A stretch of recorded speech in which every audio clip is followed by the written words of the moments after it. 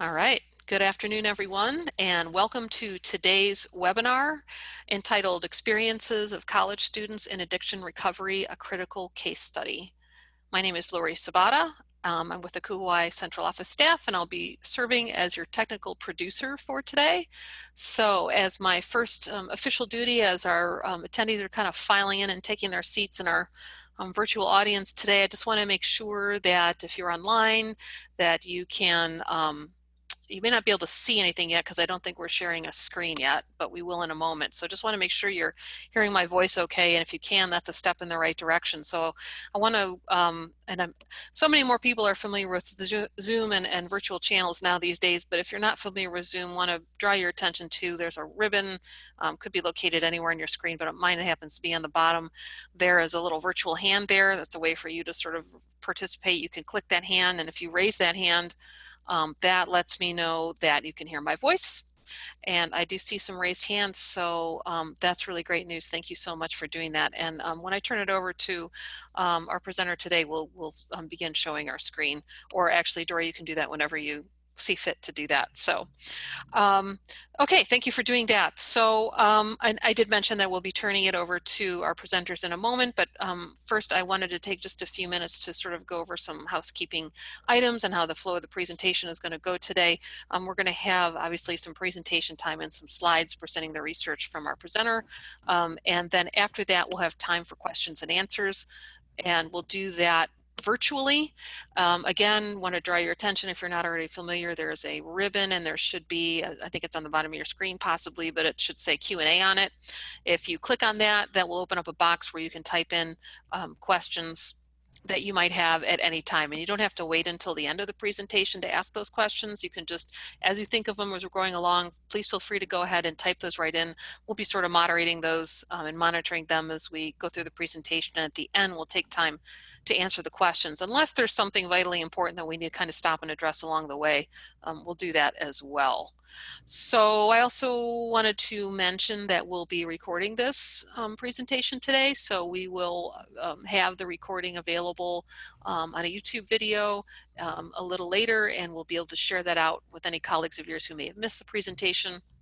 Or if you wanted to view it again, that would be one way to do that. So we'll be doing that. I also want to mention too, I talked about this, there is the Q&A box. There's also a chat box, or you should have one. If you have any technical issues along the way, please feel free to send those along right to me, and I will attempt to assist you with any technical issues that you may be having. So I want to turn it over to my colleague, Justin Reynolds, to just say a brief introduction before we get started. Welcome, Justin. Thank you, Lori. My name is Justin Reynolds. I'm the Director of Research Initiatives at the Kauai Central Office. And just a few things about the program. Today's webinar is based on a study awarded by the association in the fall of 2018. It's awarded through the Funded Research Grant Program, which began in 2015 and is sponsored by the Kauai Foundation and bedloft.com. The next round of applications will be accepted in October of this year. If you'd like more information about this program, you can email research@akuho-i.org. And that's it. At this time, I'm going to turn it over to the brand new Dr. Dory Hoffman. She just successfully defended her dissertation last week from the University of South Carolina to share more about the research project. Dory? Great. Thank you, Justin. I'd like to welcome everyone and thank you for joining us. I hope everyone is doing well and that your families are doing well. You can see my PowerPoint okay? Okay. All right, so I'm going to get started. My name is Dory Hoffman, and my study was Experiences of College Students in Addiction Recovery, a Critical Case Study.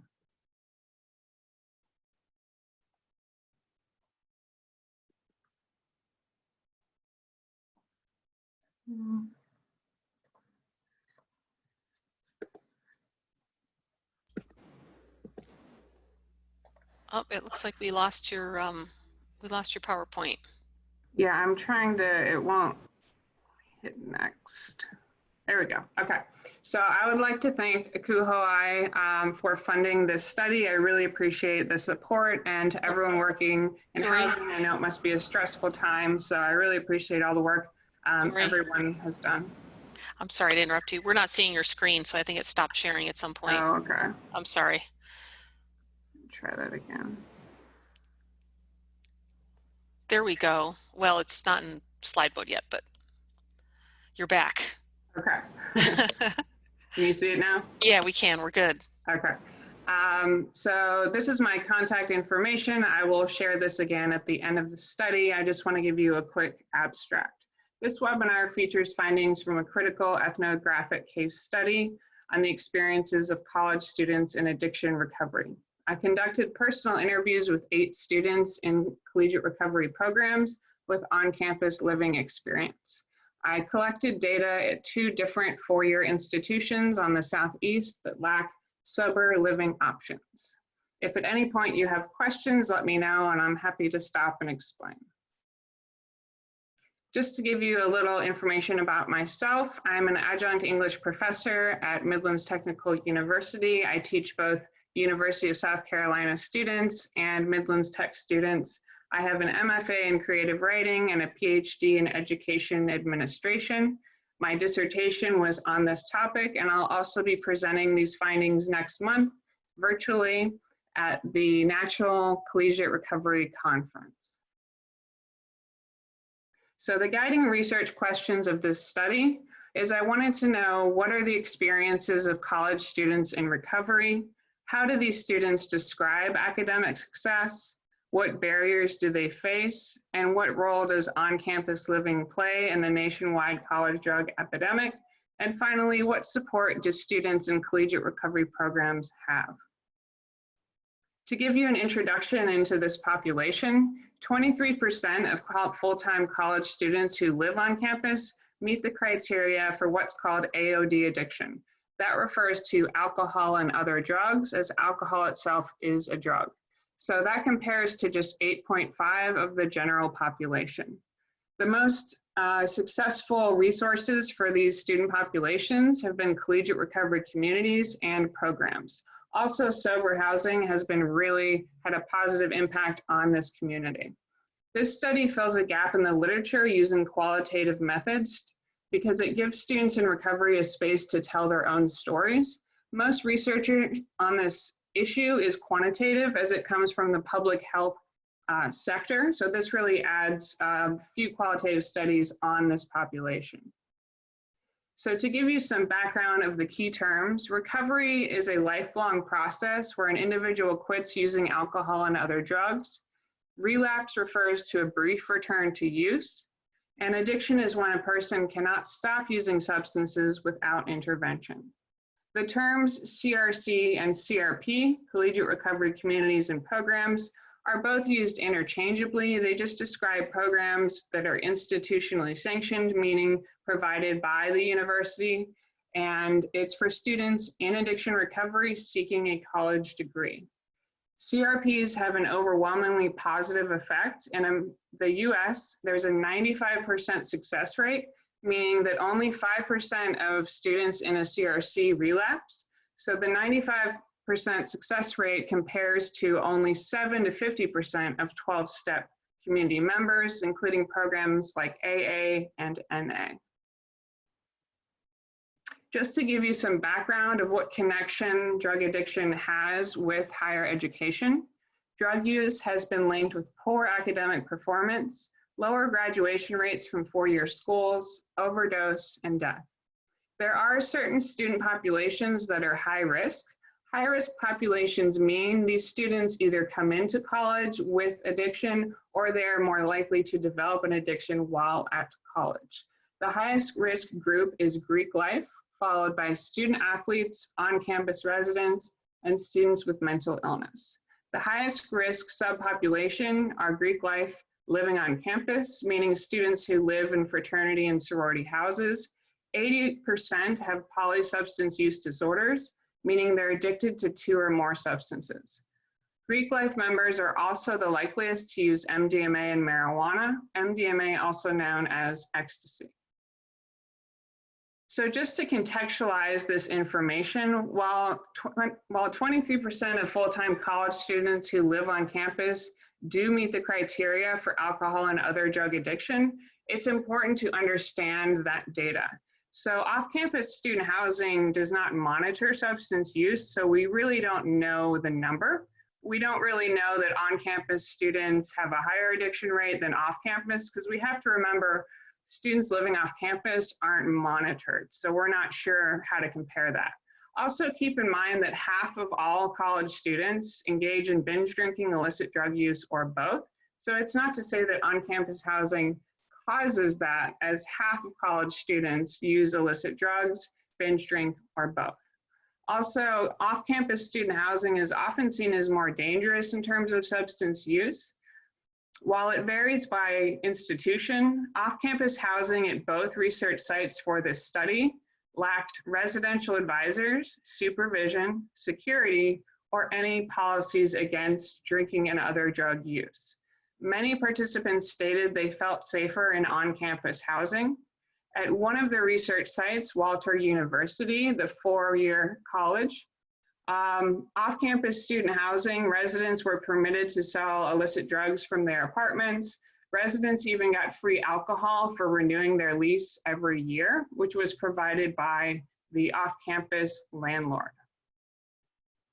Some other contextualization between off-campus and on-campus housing.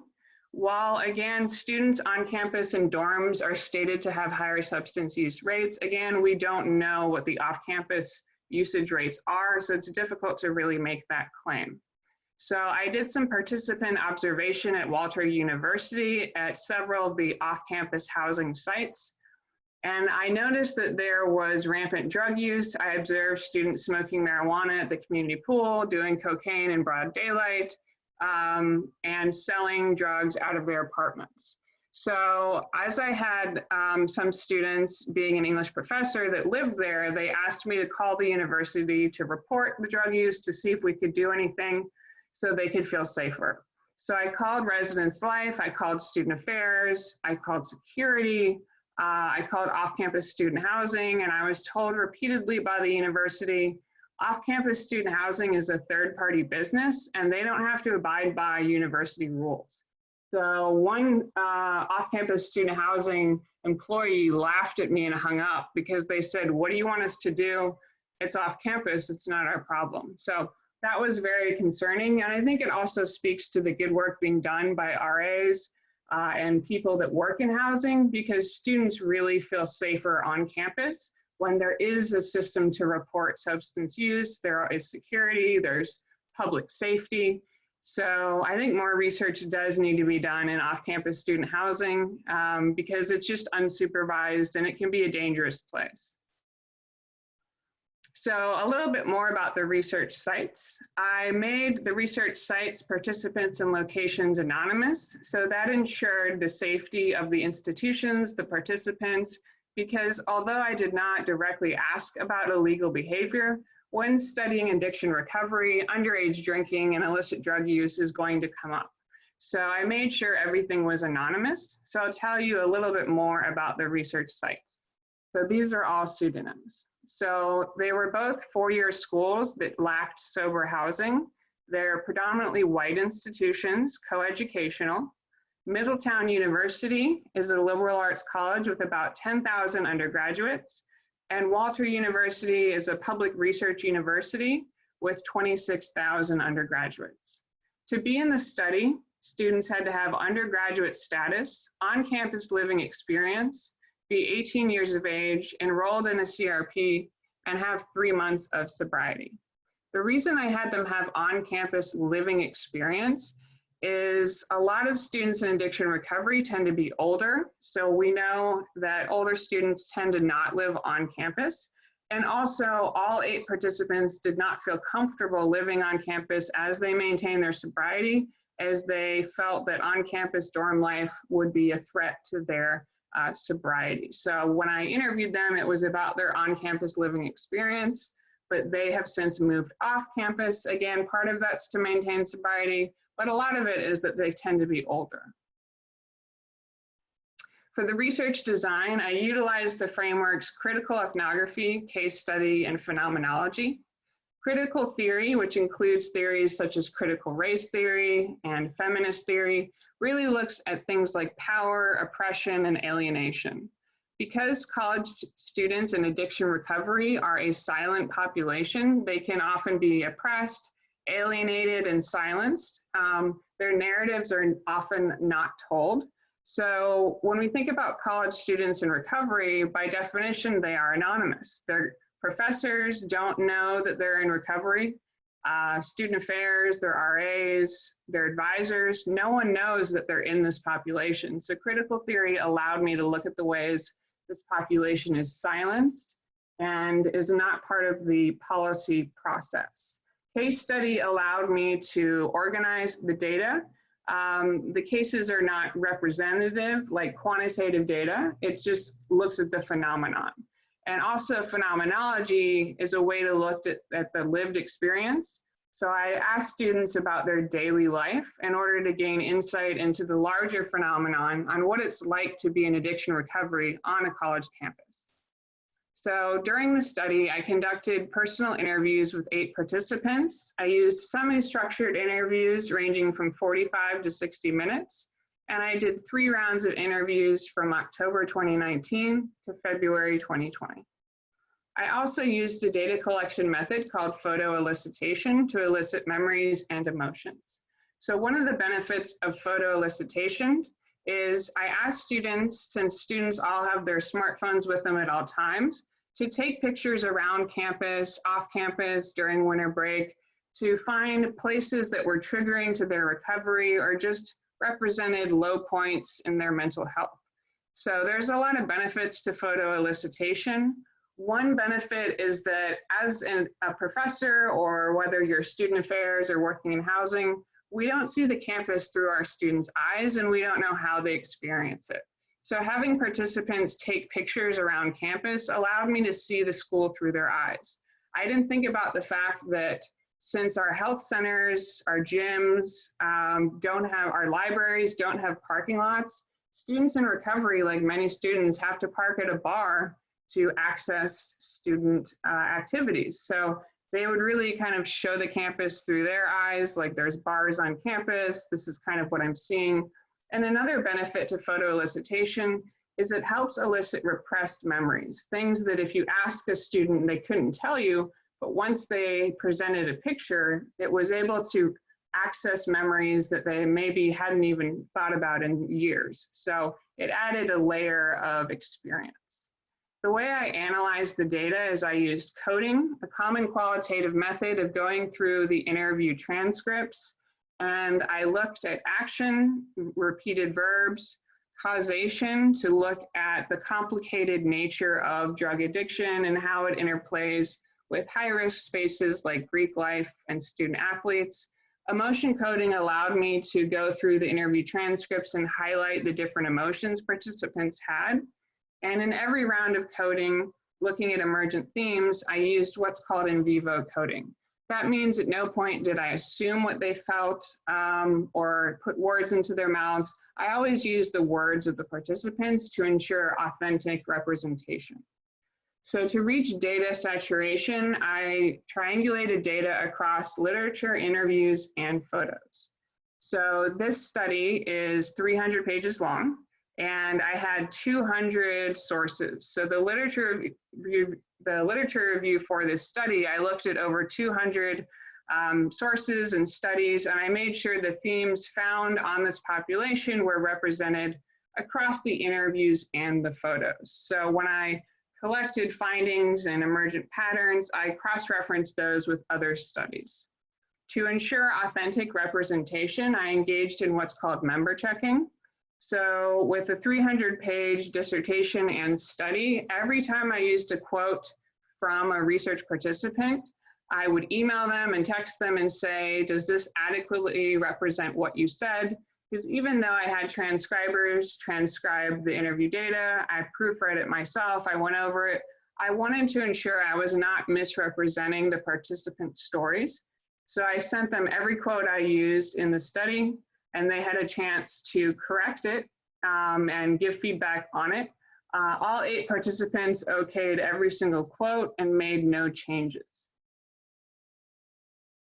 I also used audit trails through analytic memos, meaning I kept a research journal. This helped me ensure that I was engaged within the culture of the community. So I went to Collegiate Recovery Program pizza nights, I had dinner with them, coffee nights, taco nights. I saw their guest speakers. I met with the Collegiate Recovery directors several times, talked to them on the phone. I made sure I just hung out with the participants in a social setting, kind of outside the clinical interview setting, just to get to know them. Or sometimes I would just bring my journal, sit on the couch for a couple hours, and just exist in that space to really get to know the participants. So through the data collection, there were 13 main findings and 3 themes. The biggest theme was student barriers, followed by the benefits of CRP and policy solutions. Meet the participants. So because I'm not permitted to use their real names or faces, I used memojis here. So I had 4 students from Middletown University, Calvin, Kelsey, Tyler, and Xerxes, and 4 students from Walter University, AJ, Brandon, Drew, and Laura. I had 5 students that were Greek life, 1 student that was a student athlete. So that means that 6 of the participants were members of 3 high-risk groups, meaning they lived on campus, they had mental illness, and they were either part of Greek life or a student athlete. And you'll also note, as I mentioned before, half the participants are 25 years old or older, which is common with students in addiction recovery, as all 8 participants at some point transferred schools to get a fresh start, and they all took time off to either engage in therapy or rehabilitation services, also known as rehab. So I have limited demographics. Again, I didn't want to compromise too much about them, but I've included their age, gender, the Collegiate Recovery Program, their major, and whether they had access to sober housing. So again, both these research sites do not have sober housing on campus, but 3 of the students were able to find sober housing off campus. Tyler lived off campus in a young men's sober housing place, and AJ lived with his parents off campus, and his parents don't drink or use other drugs. And Brandon also lives in his own house off campus. Brandon works 40 hours a week in addition to being a full-time student, and he saved up his money just so he could buy himself a house to ensure that he would be in a sober environment at all times. So there were 13 main findings within the study. So as found in the literature, most participants stated they didn't blame on-campus culture, they didn't blame the school. They said the schools didn't cause their addiction, it just increased their access to alcohol and other drugs. So students in high school may have had drink and used drugs on the weekends or once a month, but they said once they got to college, 24/7, they could get any drug, any alcohol.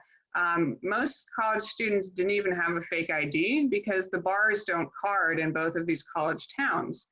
So they said, you know, it's not that dorm life caused my addiction, it's just suddenly I had 24/7 access to alcohol and other drugs. But to contextualize that, with the advent of social media, we have to remember that college students can also access drugs 24/7 because of social media. So that's also a factor in the constant access of college students obtaining drugs, that a lot of it is because drugs can now be obtained online, which is a fairly new phenomenon. All 8 participants are members of at least 1 high-risk group on-campus living experience, and most of them were members of at least 3 high-risk groups. Most participants had negative experiences in their 12-step communities. They were exposed to illicit drugs in Narcotics Anonymous. Some were bullied in Alcoholics Anonymous. So a lot of them just didn't feel safe in 12-step communities. But I'd say most of the participants were able to return to 12-step once they were later in their recovery. As I mentioned, none of the participants felt comfortable living on campus as they maintained their sobriety, as they saw on-campus living as a threat to their sobriety. But by the end of the study, the students living off campus realized how much help their residential advisors actually were, and said they probably would have stayed on campus if they knew off-campus housing would have been that dangerous. They all expressed benefits of the Collegiate Recovery Program, the directors, and had great ideas for their own programs. 7 participants had one or more mental illness, and 3 participants were actively suicidal during data collection. Even the students who were not suicidal were affected by suicide, as college students are exposed to between 1 and 3 suicides of their peers each semester. And college students in addiction recovery, the participants said that just being in the recovery community, they went to about 20 funerals a year. So they have to deal with overdoses, suicides. Suicide is just a large part of their life. The 3 participants that were actively suicidal during the study, I ensured that they were safe, that the study in no way added to their stress, and I checked in with the collegiate recovery directors to ensure their safety and that they were doing okay. All participants were unaware of university policies to deter students from alcohol and other drug use. So at both research sites, the students, when they register, they just have to take an online quiz with 3 questions. Should you drink or do drugs, yes or no? And if you do drink, how much should you drink? So they just thought it was part of the class registration process. They didn't even know it was supposed to deter them from alcohol and drug use. Most students did not get into any trouble for their substance use, and if they did, it was not until 2 to 3 years into their addiction. Half the participants stated they actively tried to get arrested because they really wanted help, they wanted an intervention, but their RAs did not report their marijuana use, their drinking. There was one outlier. One student is under house arrest and had some jail time, but mostly they just didn't get into trouble for their addiction. And part of that has to do with most of the participants being in Greek life. Greek life has its own student code of conduct and doesn't have to report substance use like other students do. All participants stated their academic goals were to graduate with a 4-year degree, and 5 stated GPA was important. They all stated they were overwhelmed, but never considered withdrawing. They also faced unique barriers to their education. So within these 13 findings, there were 3 main themes that emerged: student barriers, CRP benefits, and policy solutions.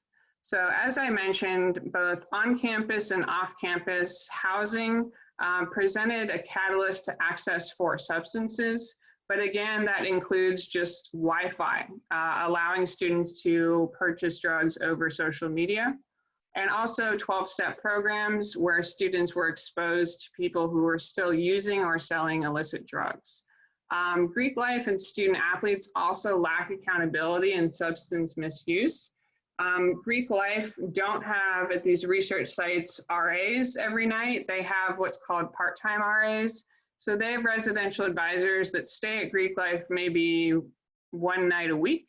And student athletes are often traveling, so they don't have access to RAs either. So they felt there was great lack of accountability with substance use. So in terms of the benefits of the CRP programs, there was academic support, personnel on call 24/7, and safety.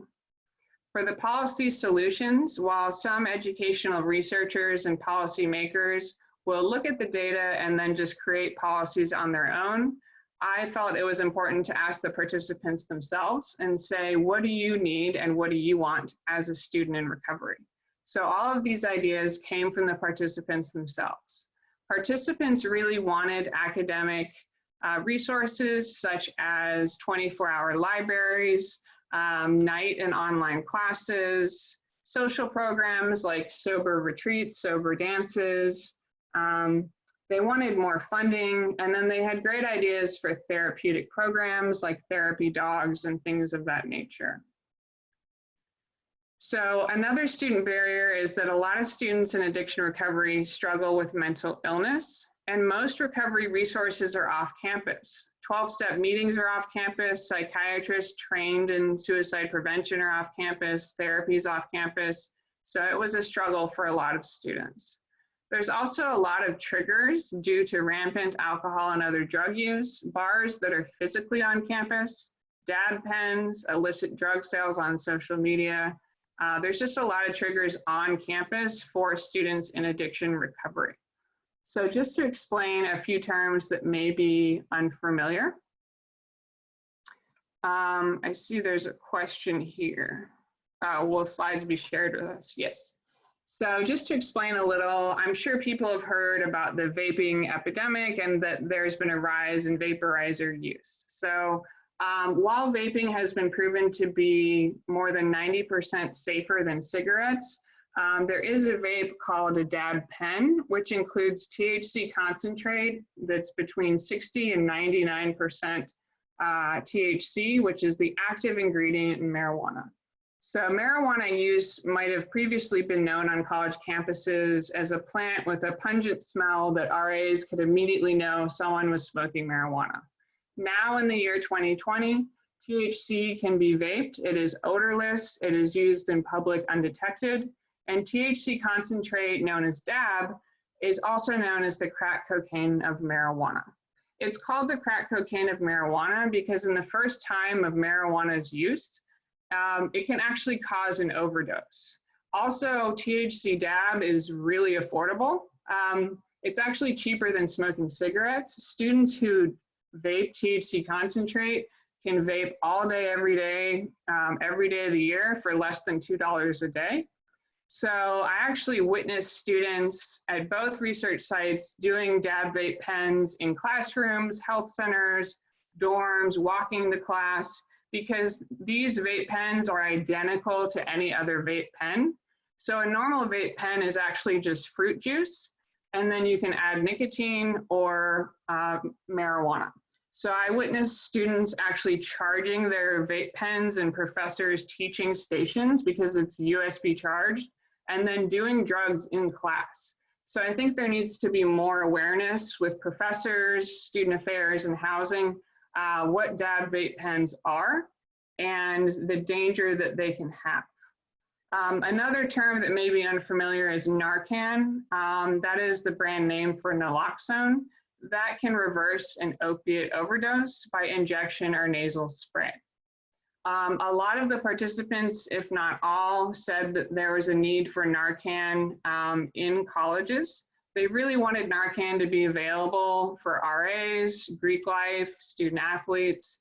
One of the research sites, public safety, actually carries Narcan, but otherwise it's a don't ask, don't tell policy.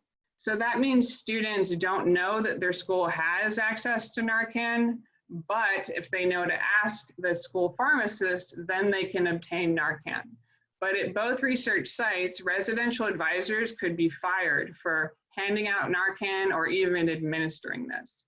So another problem with the opiate crisis is, although prescription drug use has fallen dramatically, no one's really taking, opiate medication. There has been a rise in fentanyl. So while middle schools and high schools have Narcan, colleges really don't. So there's a need for Narcan on college campuses, especially since they're so expensive. The most effective form of Narcan is an injector, which costs upwards of $2,500. So there needs to be more Narcan on the college campus.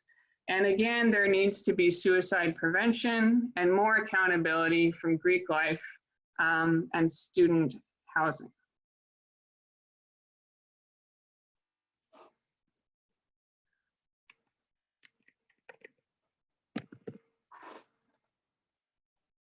Okay, so I had many illustrative quotes throughout the study. One was from Middletown University senior Xerxes. So I asked her, did on-campus living contribute to partying?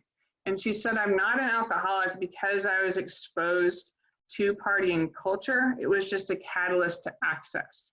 She said, the American college experience is this thing we condemn, yet have this toxic love affair with. And Drew was able to speak of the off-campus housing and how it's often more dangerous. So again, while on-campus housing gets blamed for substance use, off-campus student housing can be vastly more dangerous. So Drew said, where I'm living now is so much worse than on campus. If I were on campus, it'd be easier to stay sober. That they don't have tight rules on campus, but they have rules. So he said it's tough for him as a student in recovery because he comes home every day to a bong on the table, a fridge full of beer. And he said, had he known how dangerous off-campus living would have been, he would have remained on campus. AJ, I asked him what has helped with recovery the most. He said being involved in the Collegiate Recovery Program. AJ was a big fan of the camping retreats, the sober spaces, kickball, just having that sense of community, as he just was made to feel normal. A lot of these students struggle just feeling normal in a substance-saturated environment. So being in a collegiate recovery program gave them a sense of community where they could interact with other students that abstain from alcohol and other drugs. Tyler from Middletown University had a unique perspective since he lives in a sober house off campus for young men. So what a lot of educational researchers, student affairs employees, and professors don't know is when the college campus doesn't provide sober housing, a lot of students choose to live in sober housing off campus. But one of the rules of sober housing is they're not allowed to do homework. So Tyler's sober house was a constant challenge for him because he's not allowed to sit in his room alone. He's only allowed to go to his room to sleep. So Tyler constantly had to be in a living room where they had Netflix, Xbox, PlayStation. He wasn't allowed to do homework in the sober house. So it was a struggle for him. So he also had a unique perspective on sober housing in college campuses. So I said, do you think there should be sober dorms? He said, yes. It's life or death for some people. He said he was in the quote unquote substance-free dorms, and there was absolutely no enforcement. So it's important that he notes substance-free is different than sober housing. He said, if you're 18, you're legally not allowed to drink and do drugs anyway. Shouldn't every freshman dorm be substance-free? So I think this speaks to the large misunderstanding that substance-free and sober dorms are the same thing. So both research sites state that their housing is substance-free. Substance-free does not mean substances don't exist. Substance-free means ideally they would like for people not to drink and do drugs, but it is not enforced. Sober dorm means that actually drugs and alcohol are not permitted at all. So substance-free dorms, people are permitted to drink. All 8 participants had residential advisors that drank underage, provided alcohol, and provided drugs. So when we look at substance-free housing, it's important to note substance-free doesn't mean substance-free. It's an ideal, whereas a sober house means it really is sober. So in terms of the main conclusions, there's just so many student barriers these students face in addition to being facing the barriers that most college students face. So housing was a huge barrier, specifically off-campus student housing. And also college is what's known as an abstinence hostile environment. So addiction researchers define an abstinence hostile environment as a place that is really dangerous for someone in addiction recovery. So college life and college campuses are seen as one of the most dangerous places for someone in addiction recovery to be. So that was one of their big barriers, the fact that they had access to alcohol and other drugs 24/7 on social media, or they were just offered drugs. And 5 of the participants who were in Greek life stated that their Greek life dues went towards substances. So once they paid their Greek life dues, they had an open bar and access to ecstasy, marijuana, cocaine, whatever they really wanted. So it was really an abstinence hostile environment for them. Students overwhelmingly want sober housing, suicide prevention, addiction counselors, Narcan training, and more collegiate recovery communities nationwide. There has been a rise in cocaine, fentanyl, and marijuana use in college. So when we talk about the opiate crisis, we aren't talking about prescription painkillers. Prescription painkiller use has been on the decline since 2008 and is almost non-existent. It's to the point where people dying from cancer won't even get prescription painkillers. So when we talk about the opiate crisis, we're really talking about fentanyl and heroin. So fentanyl has become really popular with college students. It is 90% cheaper than heroin and is 100 times as strong as morphine. Because fentanyl is so cheap and prescribed so widely, it is often found in cocaine and marijuana. So that means that students using any illicit drug on college campuses, there might be fentanyl in that illicit drug. And while colleges in Spain, Italy, and Europe in general allow students to drug test their drugs before taking them, colleges in the United States do not. So students who are doing cocaine, smoking marijuana, can accidentally have fentanyl in their system, and there's a high risk for opiates. Fentanyl is an FDA-approved drug, approved for patients as young as 3. Fentanyl is being prescribed to toddlers as a lollipop. So it is just really cheap, really obtainable, is completely legal. So it's rising in popularity. Another conclusion is the issue of suicide. Suicide is the second leading cause of death in college, but only 14 states require suicide prevention on the college campus. Both research sites in the study did not have suicide prevention. So suicide is a huge problem in college campuses, being the second leading cause of death. And it was really heartbreaking to speak with the participants who were suicidal and still are. The students who were suicidal were turned away by their health center. One participant in particular went to the Walter University Health Center, walked up to a nurse and said, "I'm going to kill myself." The nurse said, "This is a student health center, go to the ER. We don't do that here." So that student was turned away. He had to wait 3 months to see a psychologist back home. And we lose so many students to suicide every semester. That's really unexcusable. Even though only 14 states require suicide prevention, I think colleges and universities in all 50 states should provide that. The policy at Middletown University was different. Students who were suicidal were given same-day help, but were not given long-term care. Right now, the only place for college students to go is the emergency room. So the students who were turned away from the health center ended up having to go to the ER, which is really expensive and is difficult to get care. So I think suicide prevention needs to exist in all college campuses, especially since the suicide hotline number that's given out to students isn't actually a hotline. It just tells them to go to the nearest emergency room, what insurance they take, and where they should go. So it's not actually someone they can talk to. Some of the limitations to the study, obviously time is an issue with the dissertation study, and I was limited by the site. At predominantly white institutions, only 7 of 8 participants, only 1 of the 8 participants was a student of color. 100% of participants are cisgender and heterosexual. So with the participants and the data, I did miss out on hearing the stories of LGBTQ+ students and students of color. So I already went over the policy recommendations. So I'll move on to areas for future research.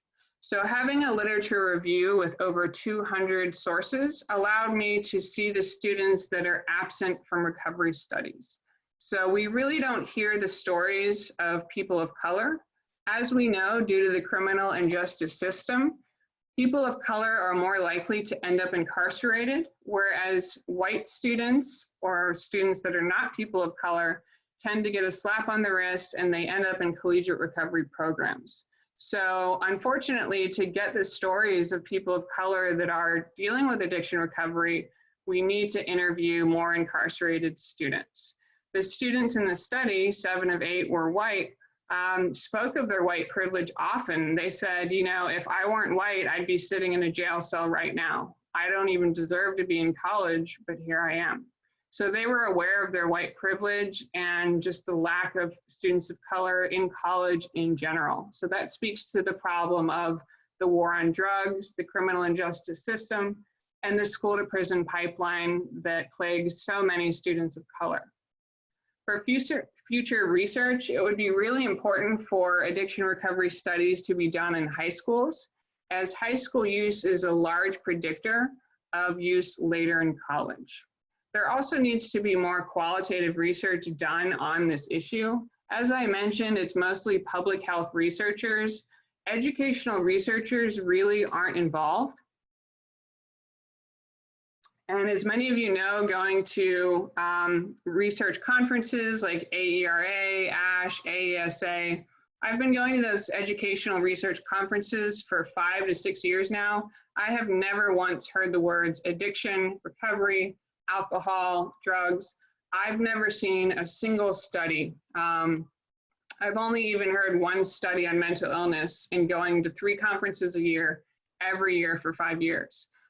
Like many other researchers that do research in addiction recovery, we are constantly turned away from these conferences. So I've talked to a lot of other researchers that research addiction recovery that have been told by educational research conferences, why would you research addiction? Why would you research mental illness? This is an education conference. That's not an issue. So I think educational researchers and conferences really need to step up and understand that addiction recovery, mental health, suicide, these are issues in education. So there needs to be a higher presence of qualitative researchers, anthropologists, critical race theorists, looking into this issue. That while a wealth of data from quantitative public health researchers is important, qualitative research is needed so that we can have participants tell their own stories. And you can't always rate on a number 1 to 5 what your experience is. There also needs to be more longitudinal data. So for example, I did a study with 8 participants. So if I did research with that initial cohort 2, 3, 4, or 5 years later, that would provide much needed insight on the long-term impact of these programs. So at the end of my study, about 3 of the participants said, that was really great. I love being in the study. When's the next one? And I said, I'll do it in 2 years. And they said, I'd love to do it. So we'll see how they feel in 2 years when I email them to do a long-term study. But even with a wealth of quantitative data on the issue, there are very few longitudinal studies. So that's something that really needs to be done to see what students do after college, you know, how they maintain their sobriety and things of that nature. So as we end here, I want to thank everyone for joining our webinar, and I really want to thank ACUHO-I for the tremendous support throughout this study. It has just been allowed me to do the perfect study, really, just to do everything that I wanted to do to support the participants, and they've just been a great help. So I do want to thank them for hosting this webinar and the other webinars they've hosted this semester. As a college professor, I know my students watch the ACUHO-I webinars, and it's been a great sense of support as we have had this abrupt shift to online learning. So I want to thank them for hosting the webinar, for providing funding. It's really made this study bigger than I ever thought it could be. I have my contact information here. Slides will be made available, and you can also email me directly. So you can email me if you have questions, and if you have any questions now, you can go ahead and ask them. Thank you.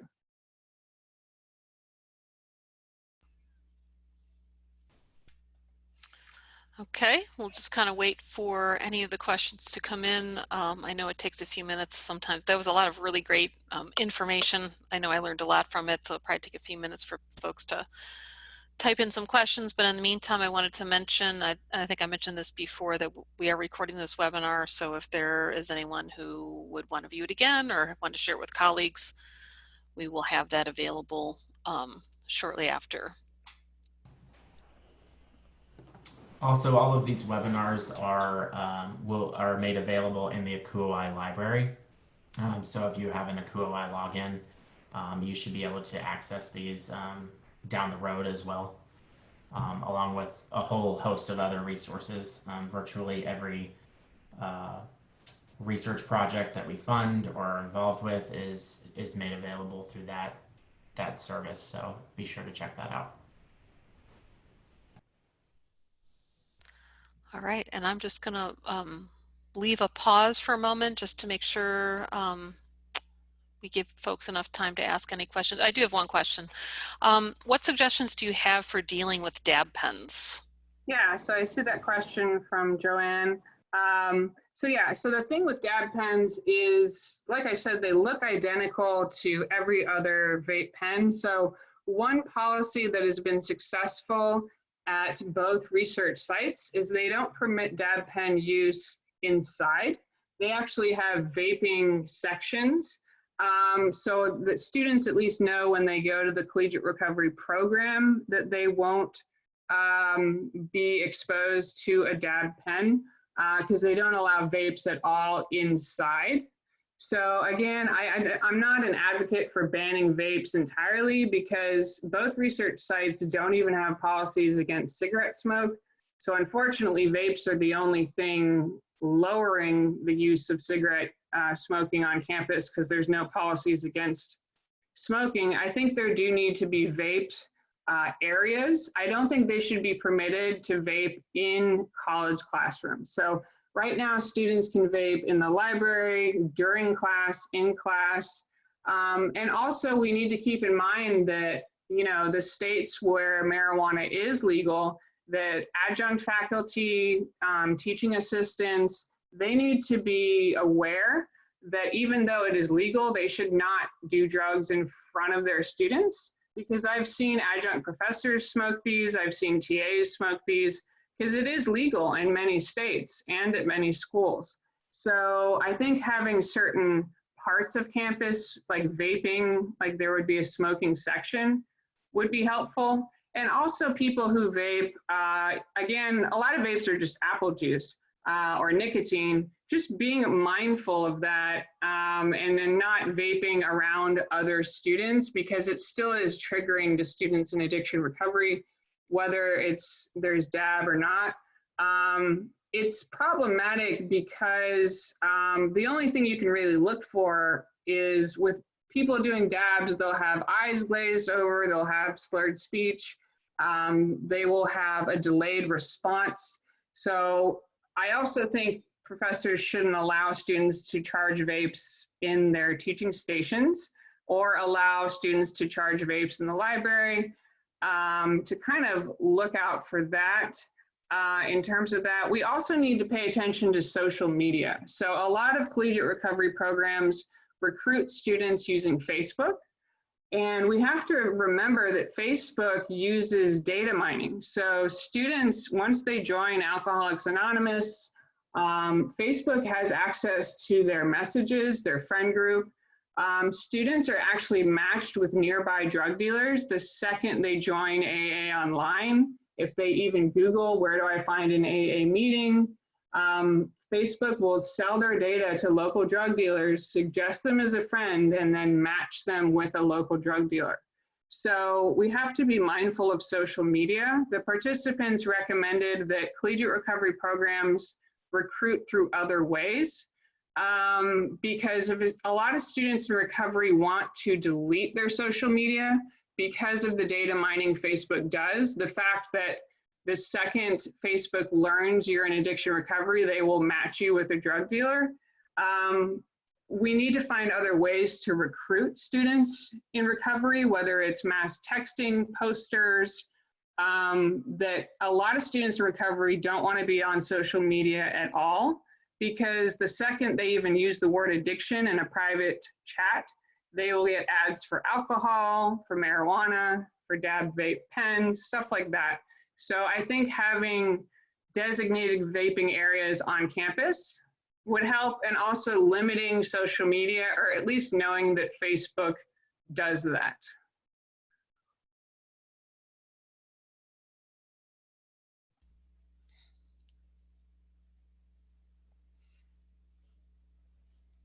All right. Well, I don't see any other questions, and we are coming up on the hour. So I will go ahead and conclude for now. So Dory, I didn't know if you had any concluding comments you wanted to make before we wrap up for today. I just want to thank Aguhoai for their support, and I want to thank everyone in housing. I can't imagine what it's like for people.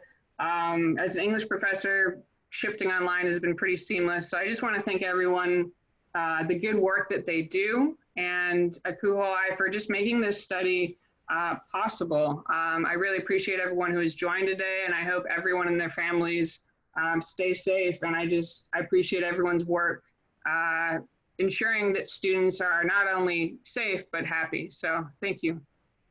All right. Thank you so much, Dory.